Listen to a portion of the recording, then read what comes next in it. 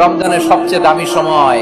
বিষ্ণু বলেন, মান হরিমা খাইরাহা ফাকাদ হরিম, যে কদর মিস করলো সে সব মিস করলো, হি ইজ দ্য লুজার। আচ্ছা বলেন, এই বরকতের মাসে আমরা কি লুজার হতে চাই না গেইনার হতে চাই? সবাই বলেনি, বলেন এই রমাদানে আমরা লুজার হব না গেইনার হব? ইন্না আনজালনাহু ফি লাইলাতিল কদরি ওয়া মা আদরাকা মা লাইলাতুল কদর লাইলাতুল কদরি খায়রুম মিন আলফি শাহর। পড়েন আল্লাহু আকবার। লাইলাতুল কদরি খায়রুম মিন আলফি শাহর, হাজার মাসের চেয়েও সেরা। 1000 মাসে হয় 83 বছর 4 মাস। 83 বছর 4 মাস টানা ইবাদত করলে যেই সওয়াব, কদরের রাতে ইবাদত করলে অতটুকু সওয়াব আপনি পাবেন, আল্লাহ সেটা বলে নাই। আল্লাহ বলে তার চাইতে বেশি সওয়াব দিয়ে আপনার আমলনামা ভরে দিবে কে?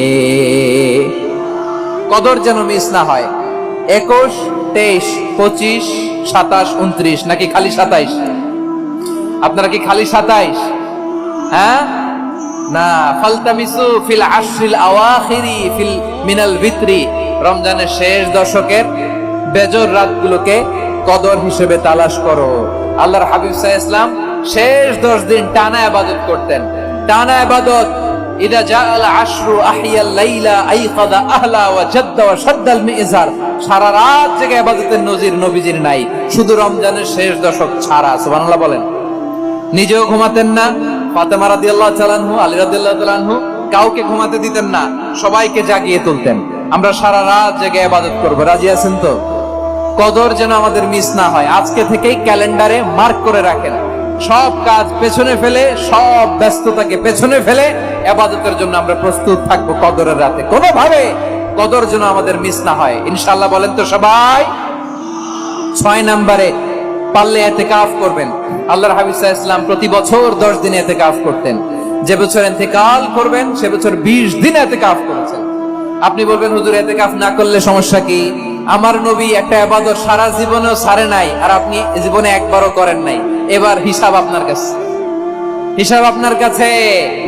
না পারলে অন্তত রাত্রি বেলাগুলো মসজিদে কাটাবেন, পারবেন তো ইনশাআল্লাহ? সব শেষে শিশু এবং নারীদের ব্যাপারে বিশেষ খেয়াল রাখবেন। শিশুদের রমাদানের ব্যাপারে উৎসাহ দেন, তাদের প্রস্তুতি নেওয়ান, তাদেরকে রোজা রাখতে দিবেন। আমার ভাইয়েরা এবং বোনেরা, পর্দার আড়ালে মায়েদেরকে বলবো, চাপাই নবাবগঞ্জের মায়েরা, 1 দিন 2 দিন না খেয়ে থাকলে আপনার ছেলে মেয়ে মারা যাবে না, ঠিক কিনা বলেন?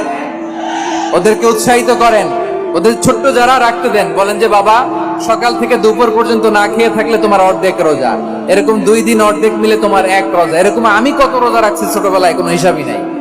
আমার দাদি বলতো সকাল থেকে না খেয়ে দুপুর 12টা পর্যন্ত রাখলে নাকি অর্ধেক হয়, এরপরের দিন অর্ধেক, 2 অর্ধেক মিলে 1 রোজা। এটা তো আসলে রোজা হয় না, কিন্তু তাকে উৎসাহ দেয়া। ইফতার প্রোগ্রামগুলোতে নিবেন আমাদের বাচ্চাদেরকে, দেখবেন যে ওর ক্ষুধা লাগতেছে, খায় না, কারণ কেউ খায় না। একজন আজান দিচ্ছে, সবাই খেজুর নিয়ে ইফতার করতেছে। এই দৃশ্য, এই ট্র্যাডিশন, এই ইবাদত, এই তারবিয়া ওর আগামীর জীবনটাকে সুন্দর করবে। চিল্লায়া বলেন ঠিক কিনা? এভাবে আগামীর প্রজন্মকে আমাদের গড়তে হবে।